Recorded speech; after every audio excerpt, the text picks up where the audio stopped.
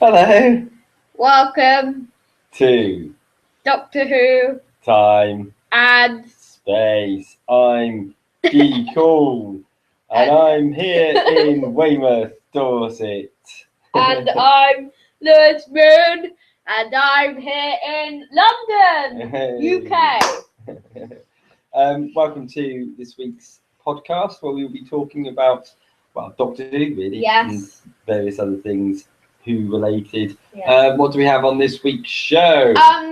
Well, to start off, before we say what's coming up, if you're wondering why I'm not in the Doctor Who Time and Space studios, then I am in on my yearly annual San Diego Comic Con trip of the world, because it's on this week. So I'm in London at the moment and I'm heading to San Diego by Thursday.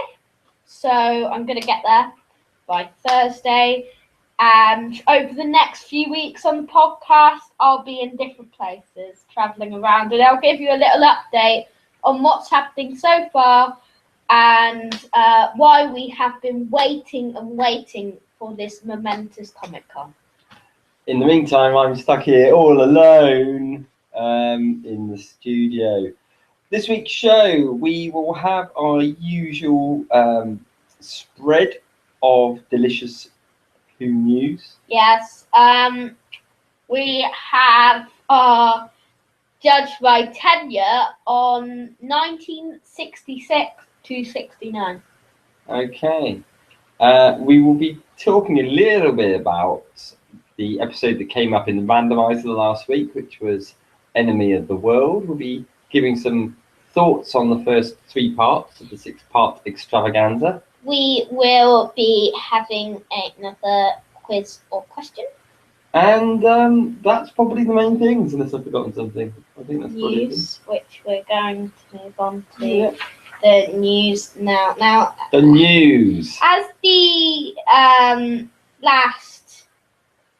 not last week, but the week before the last week, it was quite a slow news week. And it's another example this week of the slow news week. As I said, I'll tell you something about this in a minute. But we are going to move on to our first news article, which I was very excited about when I first saw it.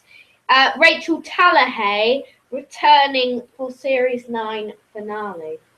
So Rachel Tallahay, who did the... Well, I'll tell you that in a minute. Oh, okay, I should let you... I don't want to ruin your... But what do you think of this return? I think it's a welcome return. I do too. Yeah. We'll chat after I've revealed what episode it's from.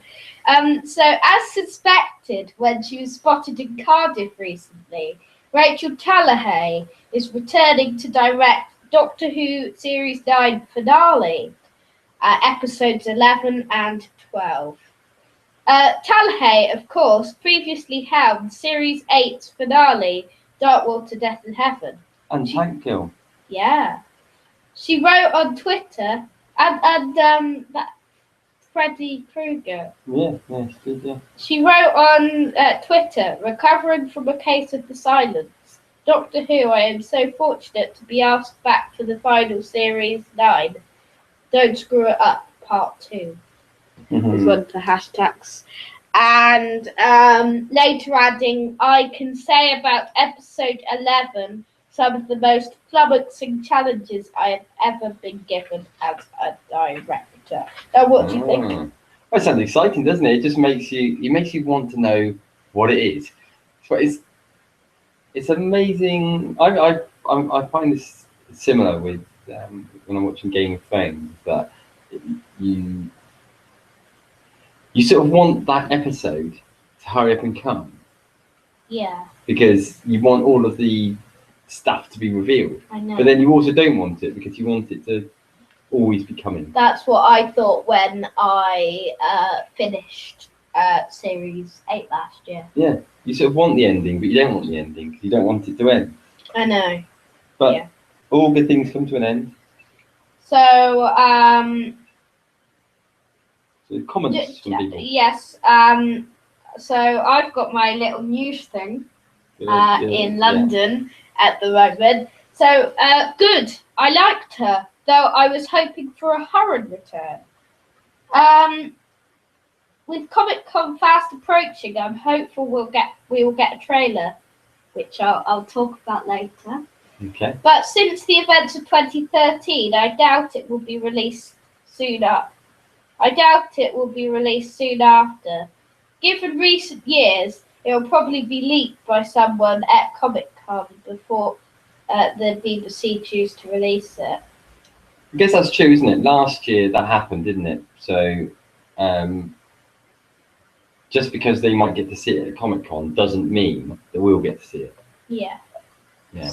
So, yay, Tallahaye, and possibly the return of the Silence return. Yeah, possibility of the Silence returning because you mentioned them. Yeah, I wondered that when you read it out just a minute ago. I wondered if that means Silence coming. Think about that. Did you like that idea, the Silence returning? In a Rachel Tallahaye episode, but I don't think they're very necessary now. They've revealed to be good. Spoiler.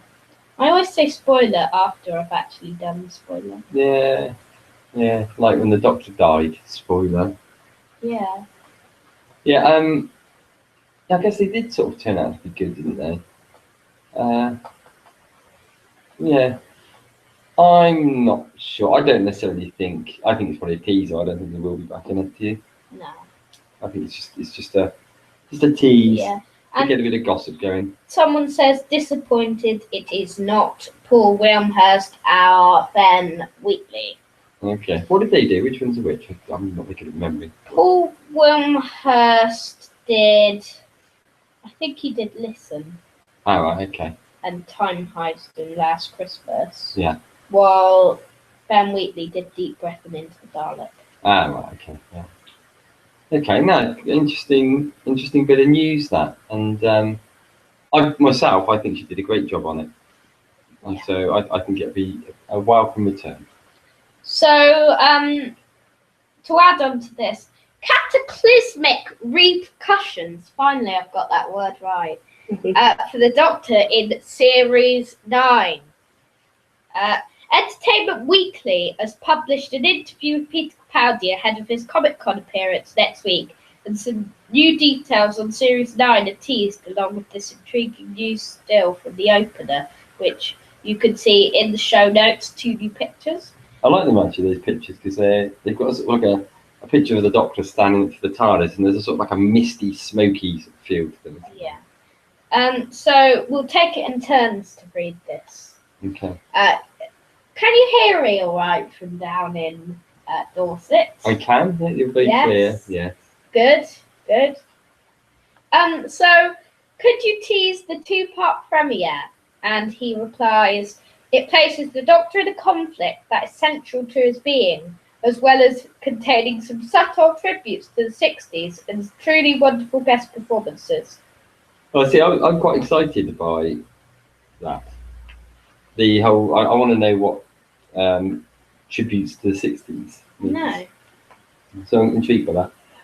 Mike, where are we? What can you tell us about the exclusive photograph from the premiere that you'll see in the show notes? Yes. No. Well, the photo shows the Doctor about to make a mistake that has cataclysmic repercussions. I did struggle with it. It's because it's 2 big words next to each other, and I struggle with 1 big word. How is the Doctor different this season from last? He's throwing himself into life with a newfound hunger for adventure. He's in pursuit of joy and grabbing every thrill that he can along the way. But I sense him running from something that even he does not yet understand. So he's in pursuit of joy. Do you think that would be the same joy that was in the episode with Silence? Oh yeah, and that's why the Silence is returning. Right. Tell us about the villains and monsters the Doctor will be encountering this season. Bit rude. Just please tell us. So, there is an epic sweep to this season, and I think the villains and monsters reflect that. Great new ones, brilliant old ones, and some very scary creatures looming in stories with real emotional ambition. What does that mean, do you think? I don't know. What do we think? Do we think therefore we're going to get more than one old villain? I mean, obviously we've got the Zygons. Do we think we'll get at least one other classic? The final. I don't know what's going to happen in the final. Yeah. I think at the end of the first part, that cliffhanger thing, something's going to happen. I think if, going back to that earlier comment about some sort of hark back to the 60s, Yeah. well, what can that mean? Could that mean that a classic villain Yeah. is going to be in it? Yeti. Some form? Yeti, Sensorites. Sensorites. Mondasian Cybermen. Yeah, that'd be exciting, wouldn't it? But Um, it sounds like Silence. I mean, the alternative is that there's a location that they go to, But I mean, they never said that last time when they went back to the school, did they? Well, no, you know what? Yeah. The one with the silence was set in the 60s. Oh. There's been hints hidden throughout today's news session. What might happen with the silence? Yes, isn't there? So maybe there is something silence related. So, the next question is, and Missy? In the hands of Michelle Gomez, Missy is more magnificently bad than ever before. Okay, Macy Williams is one of the new season's guest stars. How was working with her? And Peter said, Macy is fantastic. A sharp, talented tornado. As an 18-year-old, she's taught me many new words and expressions. All I'll say about her character is she shifts in cosmic ways. How would you describe the relationship between your Doctor and Jenna Coleman's Clara this season? They've suddenly realised that they are the most fortunate people in all of time and space and are hell-bent on adventure. Jenna continues to deliver a beautifully nuanced, complex and funny performance that marks her out as one of the best companions ever.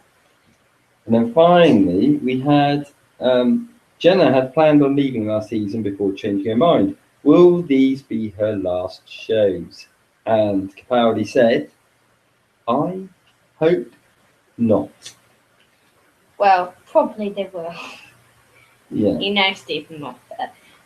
Should we read some comments? Yeah, let's have a handful of comments. He's going to stew his tea, isn't he? Then kick the TARDIS and accidentally delete a galaxy. Mhm. Ooh, another intriguing photo. Can't wait to see the episode. Bring on Series 9. Bring it on. That location, it really gives a very oppressive, desolate, lifeless vibe.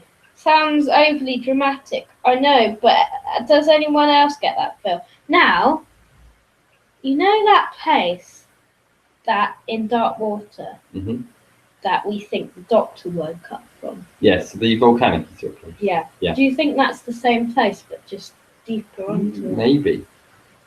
Because I think that's going to be in it again, and that's going to be quite a big part of it. Well, let's go back a little bit to the Time War. If there is a link with this series and trying to find Gallifrey. Yeah, and the silence. Yes, and the silence. What happened? Does Skaro still exist? Or was it destroyed? Well, it was destroyed, but it still exists. Okay, so it's desolate, but it's still there. Okay. Gallifrey, we know, is still there. Even though they thought it was destroyed, it's hidden. Yeah. So it could be something around one of those places. When was the first time Skaro featured in an episode? Was it Genesis, or had it been Daleks. The Daleks. Oh, right, okay. The first ever episode with the Daleks. So maybe the first episode will have something Skaro related. I don't think there'll be the first one's with Missy and Kate Stewart. I guess it's going to have to be on Earth, isn't it? Have you seen that picture with the stone creature guy? No. That's kind of a mini spoiler. No, I haven't. Or have I? Have I seen it? Probably. Oh wait, I've just remembered. Mhm. That thing that was released with the mirror that like everyone knew about when it came out. Yeah. So basically, that thing, I think I remembered what it was. Like basically, everyone knows about that because lots of people read the mirror, and it was leaked lots of other places. Ah, yeah. So lots of people know what that decision would be. Yeah. I think Oh, if I'm getting the right decision, okay. and if that was real, because I don't know if that would be real. Okay. Because that means that the Daleks may be Interesting. But I mean, there is that rumor, isn't there, that the Daleks have to be in every series. Yeah. I don't know if that's true or not. Doesn't necessarily mean they have to have a leading part in it, does it? But it might mean they have to at least go exterminate at one point in it. Like where did Griffith Saga Waters Yeah, of Mars? I believe they will have a role in the series, but it will be fairly minimal. I don't think they're going to be a major player. To be honest, I think it would be good to give them a bit of a rest this time around. Yeah. Should we move on to what we know about Series 9? Yeah. I'll try to avoid any spoilers because I don't Okay. think there are any. Far away. So filming started 5th of January. It's not confirmed what the air date is yet. Format 12 episodes, one Christmas special. Main cast Peter Capaldi as the Doctor and Jenna Corbin as Clara Oswald. Recurring cast Michelle Gomez, Jabba Redgrave, Ingrid Oliver, Jay Griffiths. There's lots of other guest cast people like Maisie Williams, Rufus Hart, Hound, John Bose, Rebecca Front, Aidan Cook, Cleopatra Dickens, David Schofield, Arsha Ali, Sophie Stone, Paul Kay, naming but a few. Interesting. What one was Paul Kay going to be in again? Is that the first one? No, I think that's the second one. Yeah. Then there's Monsters and Villains, Missy, Daleks are unconfirmed, Robots, TBC, Zygons, of course. There may be, because of the Ghost Story one, Ghosts. Yeah. That's the episode that we don't know much about at the moment, yeah. isn't it? Stephen Moffat, Toby Whitehouse, Jamie Matheson, Catherine Tregenna, Peter Harness, Sarah Dollard, and Mark Gatiss are the writers. Has that been confirmed now with Gatiss? No, but it's rumoured. Yeah. So I think that's. I can't see it being anyone else, to be honest. Hetty McDonald, Daniel O'Hara, Ed Basil Getty, Daniel Nethiam, Justin Molot. I could never pronounce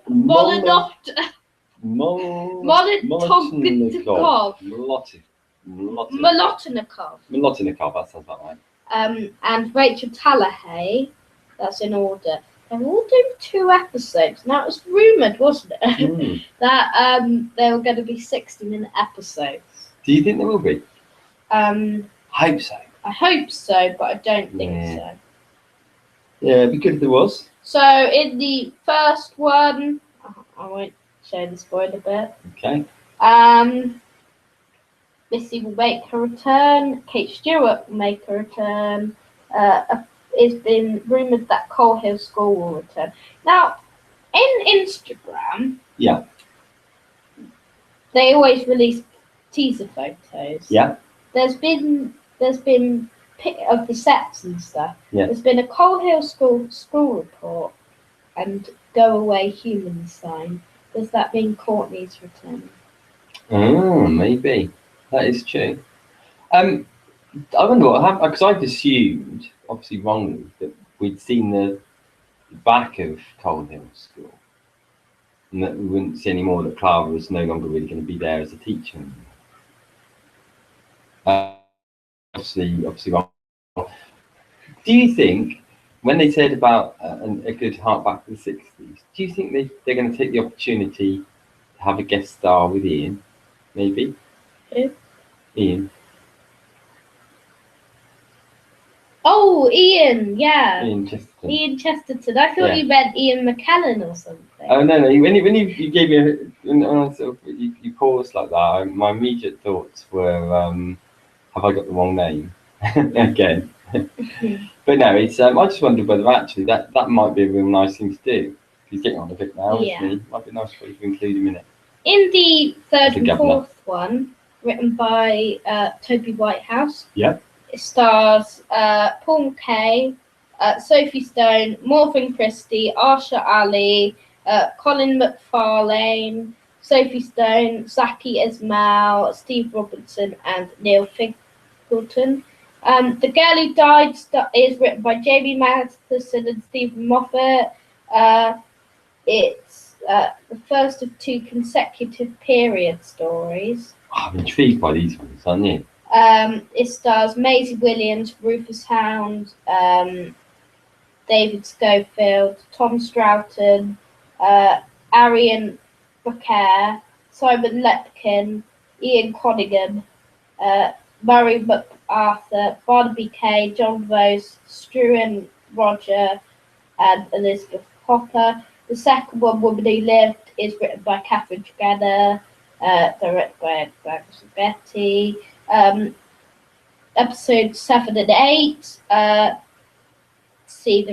is written by Peter Harness and sees the return of Osgood and the Zygons, and it was Peter Harness promised a big cliffhanger. Yes. It's not been confirmed about episode 9 whether Mark Gatiss is writing that. The only thing that's been confirmed about that one is the director. Okay. And that is? He's the director. Justin. No! Melotnikov. I set you up for that one. So 9-10, Jovian Wade reprises his role as Rigsy and when he is reunited with the Doctor and Clara in another Earth-based story written by Sarah Dollard and directed by Justin Melotnikov. The untitled 2-parter has a massive cliffhanger at the end, written by Stephen Moffat, directed by Rachel Tallahay, and the 13th episode, which is written by Stephen Moffat, is going to be a Christmas special. So that's what we know about series. There are some other things, but they may be little things. Okay, that's interesting. It's beginning to patch together now, isn't it? Beginning to find out far more about stuff. Yeah, So, do we have any other news? not actual news, but we have some masterology. What's masterology? Now, about 2 months maybe since we did this, but we look at all of the masters. Okay, yeah. So first up, today we have Anthony Ainley we're looking at. So the Ainley master, I'm just going to do a little bit of an intro, and then we can both talk about what we think of this master. It's a little bit like Judge My Tenure, but a master version, is it? Yeah. Okay. The Ainley master was a ridiculously larger-than-life character, full of allure, energy, and joy de vivre, who sporadically preferred lyrically dominant speeches accompanied by impromptu laughter at the slightest insecurity of his opponents. Compared to his predecessors, he was definitely more inhibited and aware that his current body had an expiration date. At the same time, his personality seemed to favour Delgado's more than Beaver's, as he now viewed a cosmos without the Doctor scarcely bears thinking about hinting that the intense hatred that a Beaver's master had harboured before had lessened in his new persona. So which one's the Beavers master? Is that the burnt face one? Okay. Now, what do you? I think he's a very good master. And he does remind me of the Delgado master. in He many does ways. look like Yeah. a master. Yeah. He does sound like a master. Yeah. Yeah. He just feels like a master. And if you were to draw a picture of him, people would think that's a drawing of the master, wouldn't they? Yeah. Whereas if you drew a picture of the guy from Eric Roberts. in the movie, Yeah. then everyone would think he's that normal businessman. We'll talk about him another day. Yeah. If we have the trailer next week, which I do hope we do, then we won't be able to do this. No. Masterology. We will do it. We will promise you we'll do our review on the Eric Roberts Master in an upcoming podcast. So if we were to look at the Masters, would you put Ainsley above either of the first two Masters? I put him in probably above Jeffrey. Yeah. And Peter, But the Decade one, but definitely not above Roger Delgado. yeah, Delgado's the original and probably still the best, even with Missy. Yeah. Okay. Yes. So also we're going to, in our final bit, we're going to have an article now. Now this is going to be interesting.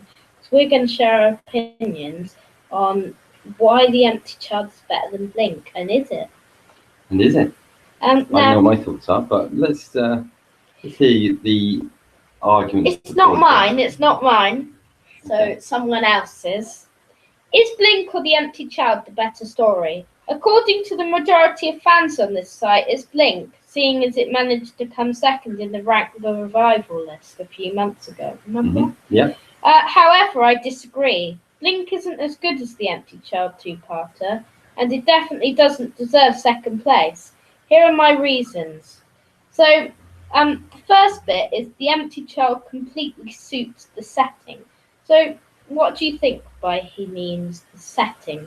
And do you like the setting of the Blink? I do like the setting. I prefer the setting of the Blink because it makes it quite creepy. But I really like the setting in The Empty Child. I think I do. both of them have got very good settings, but I They wouldn't do. say that the setting of The Empty Child means that it's a better episode, because Blink's No. equally got a great setting. But also, it's a better episode because it's not because of the settings that makes something a good episode. Not always about what something looks like. It's just what something is. And plus, the other thing is, Blink hasn't got Captain Jack in it, which is like a benefit. Yeah. So now it is a two-parter. Now it mentions Series 9 in here, which they're looking forward to. But now, what do you think by them meaning two-parters? Do you think to be a better story than a one-parter, does it have to be a two-parter? No, No. I think it gives it a better opportunity to be a better story, because it gives them the opportunity to make it longer and more in depth. No cliffhanger. Yeah, but I think Blink was fantastically self-contained and fitted well within the, whatever it was, 40 minutes, 45 minutes. Yeah. Yeah. And I think sometimes they can be a bit too stretched out. Yeah. But again, I don't think that The Empty Child is dragged out in any means. No. And I think it is a very, very strong episode. Yeah, it is. One of the best New Who episodes. But, in my opinion, not up there with Blink. So, a meaningful impact of the series as opposed to filler. No, I don't think Blink has filler necessarily. I know, I don't know how It's anyone could say necessary to Yeah. have that. I don't know how anyone could say Blink is filler. No. That's like one of the most famous episodes Yeah. I could ever think of. okay. Any other thoughts? The Empty Child will always be scarier. Do you think it's scary? Maybe it does win Maybe. very slightly on the scarier front. Yeah. Yeah. There is scary bits in Blink, but it's not as scary, I wouldn't say. No, I think there is the whole gas mask child thing is a scary image, isn't Yeah. it? Yeah, no, I, that might be the one which I do agree with so far. So repeat viewings. Now this one means it's Blink isn't as scary the second or third or fourth or fifth or sixth or seventh. I watch a lot of Doctor Who time around. But it says it the empty child doesn't make you think it's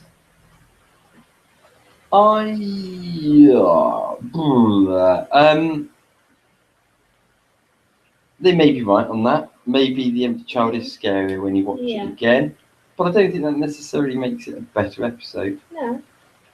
Timey-wimey, because this person hates that phrase, and personally I do too. Yeah. Is that when they first came into it? Timey-wimey? Yeah. Was it? When the Blink bit, when he's talking on video? So. Timey-wimey, although it's not just a 10th Doctor thing, but it's very foppish. Yeah. Isn't it? It's very much of that way that the 10th Doctor spoke. Yeah. And finally, Weeping Angels. Oh no, not finally. Weeping Angels was sort of running to the ground. Okay. I think they say they were used too much. That means. Yeah. I would rather. Were they used too much? Let's debate that point. Yeah, I mean, let's debate it.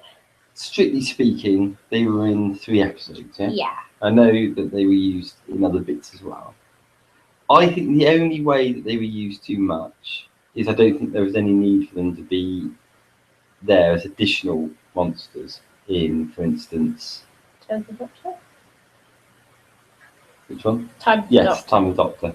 Yeah, I don't think there was any need. It was a good bit, but... Yeah.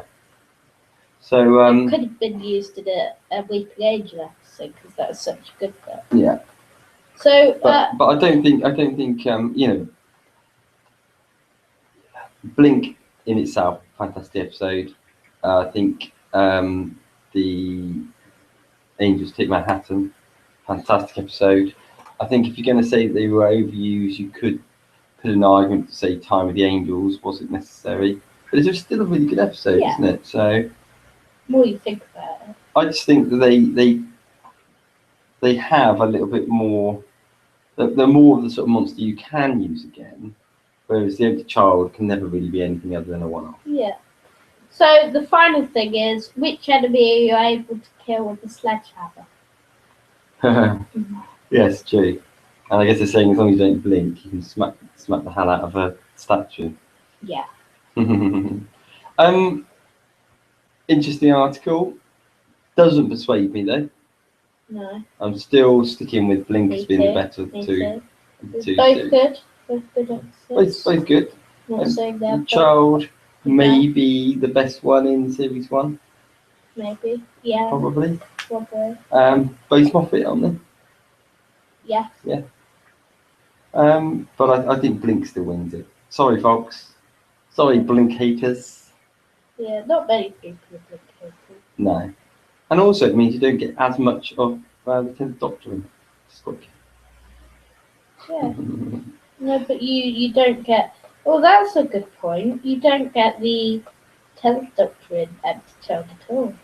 That's true, actually. And that is true, actually. Yeah, you're right. Yeah. That's why it made me a better episode. Yeah, that is true. Yeah. So, should we move on to Judge My Tenure? We should, yes. Production. Okay, so do you want to explain Judge My Tenure, the second phase? Yeah, well, they probably can't hear me as well as you, as I'm in London at this moment. Can you explain the second phase of Behind the Sofa? Behind the Sofa? Yeah, no! Judge My Tenure! Judge My Tenure. So in the first series of Judge My Tenure, we talked about each of the doctors. Yeah. What we decided to do was we were going to, once we got to the end of that, which we have, we were going to take it back a step and look at showrunners' tenures, Yeah, we did. or roughly showrunners, so periods of who. Period. That isn't necessarily limited by whichever doctor was in place. So what do we have this time around? So we have the 1966 to 1969 period. Do we know who the showrunner was around then, or No. not? Was there one, or was it just random people, or don't we know? Just random people. Okay, so Probably tells me in the vault, but so what does this mean in terms of stories? What sort of period are we looking at? we're looking at Patrick Troughton years. Okay, the whole of the Patrick Troughton years, are we? Yeah. Okay, so what do we think? Now, And what do we know? I mean, obviously a big chunk of them have gone missing. it's a good era. It had some very good, achievable episodes. It had it's the first sort of time when you got some good effects to the show. Mm-hmm. For example, Tomb of the Cybermen have quite good effects in there. Yeah, yeah. So yeah, it brought to you more effects. It brought better episodes, less historical ones. Yeah. See last week's show to see my rant about historical episodes. But yeah. Yeah, it definitely. I think the Patrick Troughton sort of series really take the character up a step, don't they? Yeah. And some of that might be improvements in technology, but I think also the stories are a lot better. We'll get on a bit later in the show where we'll talk briefly about Enemy of the World, but that's to me a great example. It's a real captivating story. It is. Yeah. So, have you got any bad bits? Because what I'm going to say is because there were more missing episodes than ever. Yeah, that is a bad bit. It's not the fault of anyone other than the people that wiped. Well, no, it is the fault of someone. It's the fault of the BBC's policy back then. But I guess the problem was back in those days, they never really thought that there would be things like DVDs. You know, imagine if they could find those missing episodes, how much money the BBC could make out of them now. You know. Yeah, that'd be good. Yeah. But I fear, alas, that some of them at least could be lost for all time. No. Which reminds me, it's a bit of an aside, but we do Yeah. asides. You mentioned to me earlier when we were around your house that the episode The Underwater Menace Yeah. is never going to see the light of day. No. What do you know about that?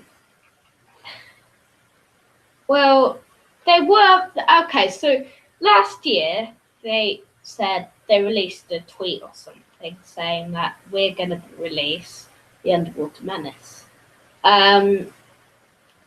It was said recently it had been delayed. Right. So they delayed it. Now, even worse, they've said that it's cancelled. Wonder why that is. I don't know. What do you think? Do you think somebody was like editing it, trying to smooth it up, make it look a bit tidier, and accidentally dropped it in the toilet or something? What could they have done? I don't They know. might have changed their mind on it. Seems very, very odd because I would have thought there was a lot of money in Who releases, but maybe it's just a sign that perhaps they just haven't got the investment to be able to do all the necessary work they need to do to bring it up to a standard that they're happy to release. Yeah. I'm sure we'll see it coming. I'm sure we will as well. But that was an aside because it's not even this period, is it? Yeah, but yeah, it is. Oh, was it? Yeah. In that case, it was a welcome sign. Should we move on to the best? Yes. Best year. Okay, I'll let you run on this one. Now the best year with the best stories. Would you say? Yep. 1969, because it had the invasion, it had the war games, it had Seeds of Death. Okay, yeah. Yeah, some really good stories. Yeah, It's a strong year for Doctor Who. yeah. Season 6. I just think what I've seen of the Patrick Troughton ones are just brilliant and really good stories. Yeah. For your weekend, what's the one, the first one we downloaded, the Crotons? That was a little Crotons. weekend, wasn't it? And Dominators. Oh, you don't like that one much, do you? Yeah. But generally, they're cracking episodes. Yeah, generally. Yeah. Best writer. That would be the person who wrote the War Games. I don't know who that is, do you? Oh God, who is it? Right, let me look it up. Yeah. I'm just looking it up. Yes. The War Games. War Games is a really good story, actually. It is. But while saying that, it is 10 parts long. It is, yeah. So if it ever comes up on a randomizer, And we probably good won't that be would able to be. watch it anymore. well, that's true actually, because the source that because we watched that one on the internet, didn't we? And it's gone, isn't it? Malcolm Hulke and Terence Dix. Ah, okay. So some classic writers there. Yeah. Is it available, War Games? On DVD? Yeah. I mean, yeah, I think so. Certainly, there's no missing parts, is there? No. So there's no reason why I shouldn't be able to. Best episode. Best episode would be a toss-up for me between. I mean, I've not seen all of them, and there's an obvious omission from what I'm going to say here. But the ones I can remember and that I've seen, War Games or Enemy of the World. There are 3 for me: Invasion, War Games, Enemy of the World. Toss Tomb of the Cybermen in there. I love Tomb of the Cybermen. I thought when it first came on, the first 2 episodes, I thought this isn't as good as it's meant to be. But then when the Cybermen properly got into it, there were some really exciting moments and it got really good. Which Tomb is that? Yeah, Tomb of the Cybermen. So I probably have seen it because I watched a lot of the Cybermen ones when I was younger. I think it was repeated. Yeah. Quite a lot. Anything else on this Best achievement. best achievement? I'm not sure. I'll let you answer that one. Effects? You think? I'll tell you what, I just No. think the whole concept of a different person playing the Doctor, Yeah. Oh yes, of course. Regeneration. regeneration, it just provided a lot of opportunities, didn't it? And what it means, I think Doctor Who is probably, and it wasn't intentional, I don't think, but in coming up with the concept that they came up with, they've managed to make it so that it always stays fresh, because you've constantly got new Doctors coming in. You constantly can go either in the past or in the future. So, you can basically do a Doctor Who episode on pretty much anything. Yeah. And that's what makes it such a long-lasting series, I believe. Yeah. Okay. And out of 10, what would you rate that era? I'm going to give it an 8.5, I think. Okay. What about yourself? An 8.5? Yeah. Out of 10? Yes. So, obviously not out of 5 because Or out of 567. out of 9, Yeah. because that would be an odd number to do. Although we could be doing it because it's the 9th series coming up. So, we're going to review Enemy of the World. Now, I've been watching it on my video DVD player, and you've been watching it on the iTunes. I have, yes, indeed. So, Enemy of the World. Are we up? We've finished the 10 year, have we? We're just going to go straight into Enemy of the World. Because it does link quite nicely, doesn't it? Yeah. Enemy of the World was selected on the randomizer, the spreadsheet with all of the Doctor Who episodes. We pressed it, it came up with Enemy of the World, and we have thoroughly been enjoying watching it again. Do you want to give a brief synopsis about it? I will do. I'll give a very brief synopsis. The Doctor, Vicky, and Vicky? Not Vicky. What's her name? Well, it Victoria. is Victoria. Yes. Basically, Vicky. Yeah. suppose. Dr. Victoria, sorry, I should say her proper name. I should do because she's been And Peter. and Jamie, Yeah, I know. all are on this planet. It's great actually, the opening sequence. They're on this sort of beach, aren't they? The Tower Sun's beach. And the Doctor's really excited all about it, and he sort of strips off to his undies effectively, doesn't he, and runs into the sea, splashing around.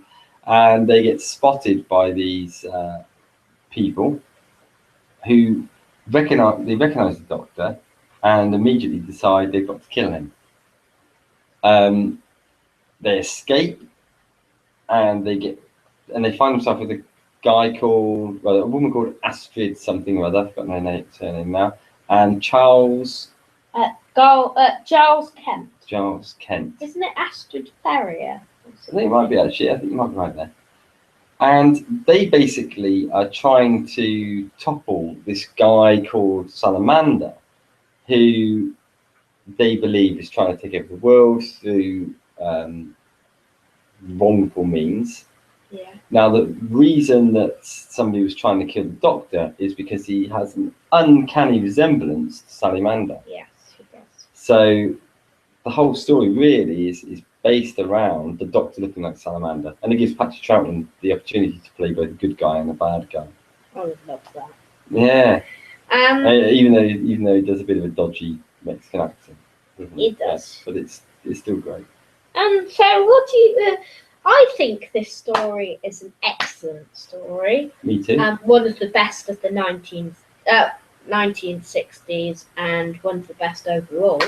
Yeah. Definitely on the randomizer. Very strong story. Very gritty. I'd say I've enjoyed it more this time than the second. So far, Mm-hmm. I thought it's better this time than the last time.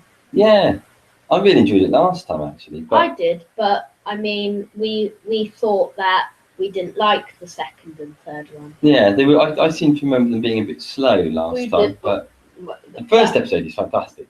Yeah, the first episode is completely 100% electric. That we rate that 10 out of 10. Yeah, Now I'm rating each episode out of 10. I watch it again. I think episodes 2 and 3, if not quite as exciting as the first episode, I've got a lot of great moments in them. Yeah. A lot of double crossing going on. Really, really good story. I'm really looking forward for episodes 4, 5, and 6 when we get another location coming in, really, don't we? I know, and another location for my tour. Oh.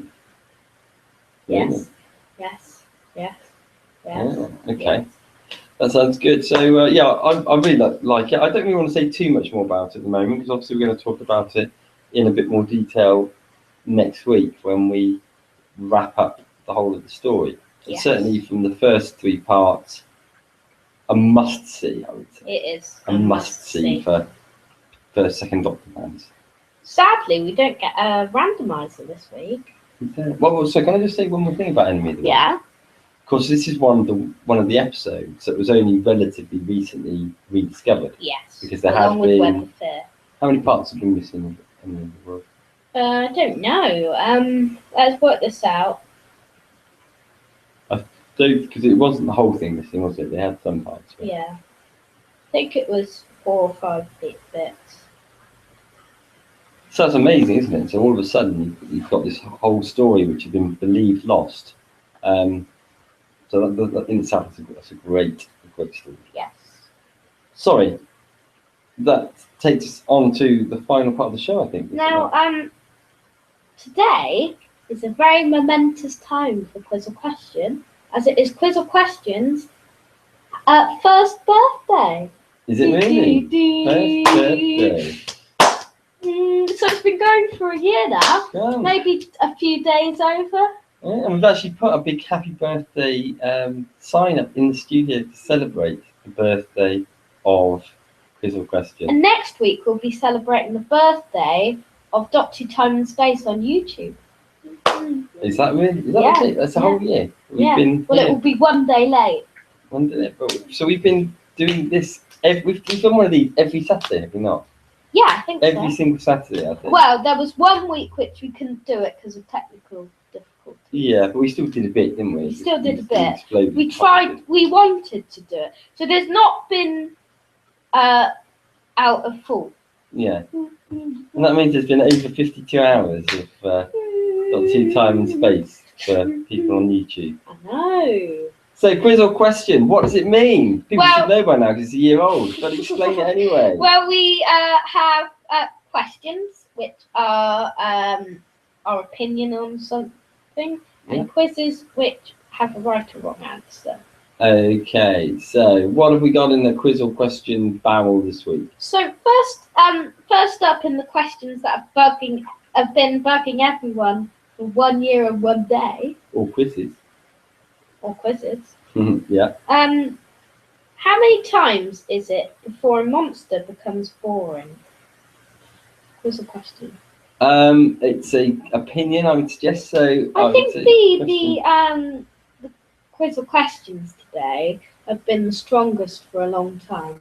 Ooh, excellent. Okay, well let's look forward to digging into them then. So this first one's an interesting question, and I don't actually believe there is a satisfactory answer No. because I think it's largely down to the individual monster. There'll be it some is.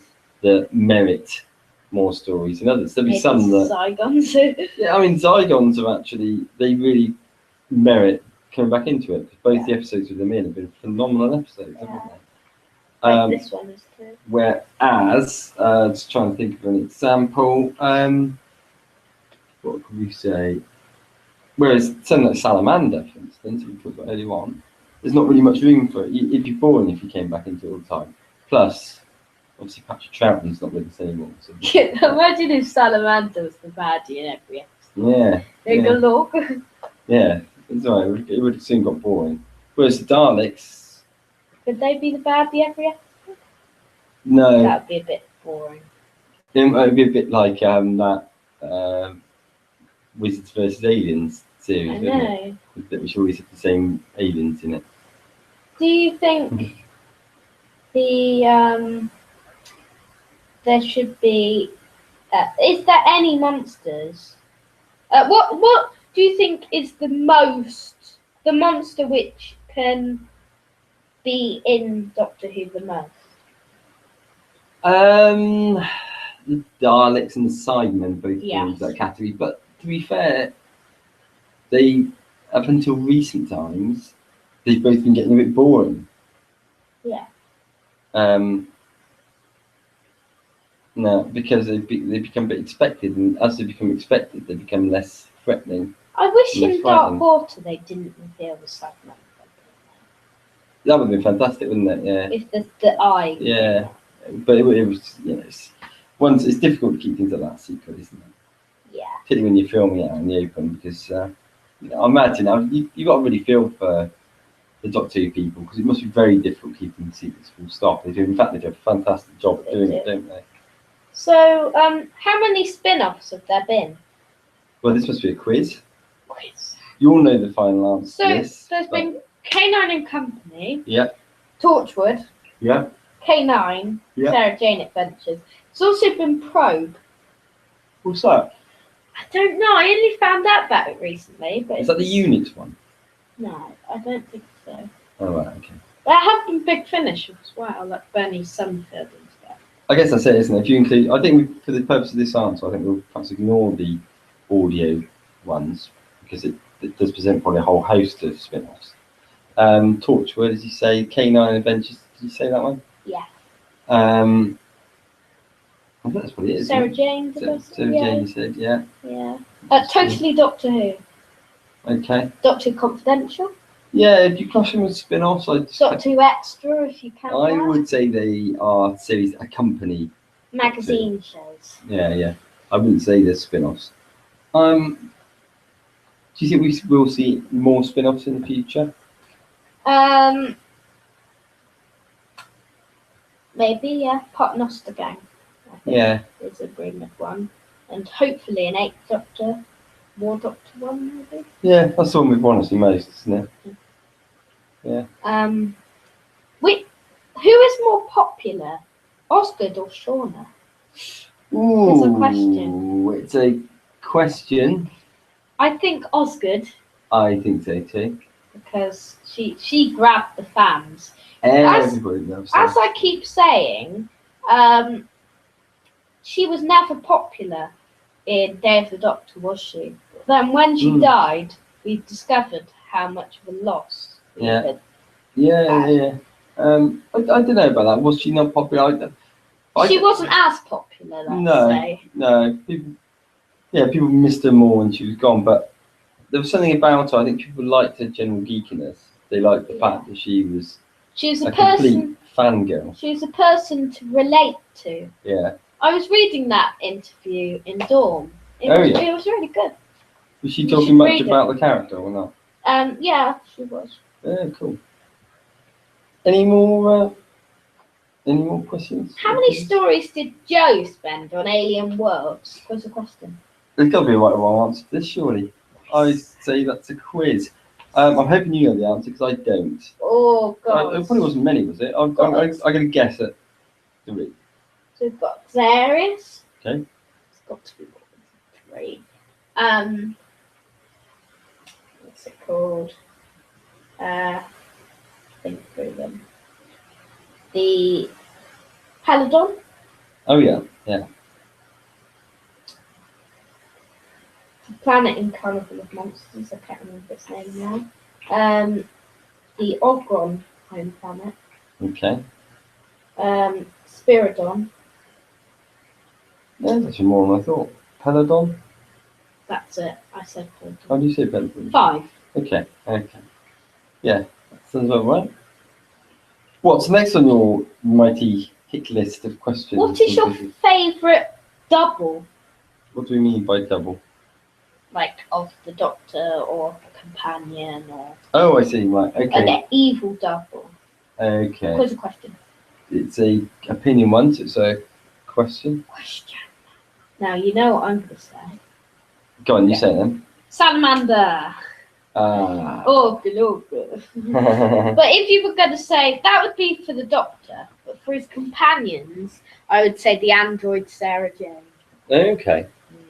What about when if you take something like the Peter Capaldi Doctor as against the Peter Capaldi that was in Pompeii? Does that count? I don't think so, because it's not technically a double, but we find out about that this series. Yeah, apparently so. That's going to be quite interesting in itself, It isn't is, it? yeah. I don't know how they sneak that in. Yeah. But the next one's an interesting one. Okay. Excluding an unearthly child, what is the most important episode of Doctor Who? Ooh. There's a question. It's a question because there's no right or wrong answer. You could put an argument to say that it's actually Day of the Doctor. Or you could say Rose. Yeah. Because that's the first time Doctor Who's thought First one that comes back. Spearhead from Space, though, I'm going to say. Because that had some momentous moments. Okay. It had loads of things. Colour. Yeah. Videotape. The Doctor. Yeah. And Third Doctor, Liz. BBC people not wiping on the episodes. Yeah, there were loads of the Nestines. Mm-hmm. There were lots of changes for that story, so I think it's not necessarily important, but that's the one with the most amount of things happening. Yeah. So that may be important. The reason I said the Doctor is I was just thinking about the fact that they changed all the time with it. Oh, of course, yeah.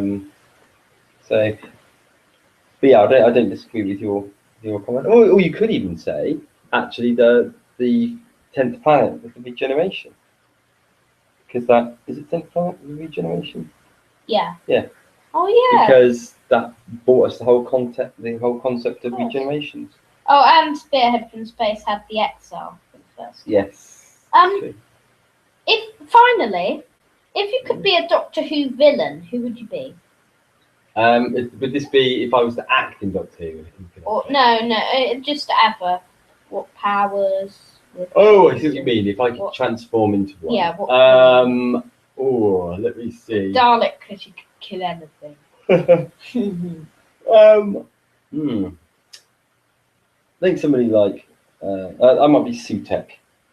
Okay, Sutek the Destroyer. Yeah, because I'm what's more powerful than a god. Yeah. So yeah, I think I'll be Sutek. Yeah, it's quite good. Yeah. Or who else was I thinking of? Similar sort of lines, similar like Omega, Yeah. mighty and powerful. What who would you go for? I said Daleks or Super. Yeah. I would agree with you on that. That is a good point. Yeah. So, that brings it to the end. But let's chat a bit about my Comic Con trip of the world now. So yeah, so why are you going on a Comic Con trip for the world? Well, I do it every year, and it's to support Doctor Who fans everywhere, and it's to show them, to show them what's happening in the Doctor Who universe. And to try and get a first view of the trailer. Yes, I will try. If it's out next week, if it's out before next week's podcast, in Comic Con, and it's not been released in the whole World Wide Web, World Web, then I would not spoil it for you, but we could chat about it next week. It is, but I'll be somewhere else. Where would you like to be next week? I don't know, but I know I'll probably be in San Diego still for Comic Con, and then I'll travel around to Canada and New Zealand and New York, and then I've finished my trips. And there we have it. Yes. Well, I will be here in Weymouth, Dorset, UK, and I will look forward to seeing you folks Yes. next week. What do we have on next week's show? Next week we are going to look at how Doctor Who changed during the 1970s. Oh, what, as part of Judge My Tenure? Yeah.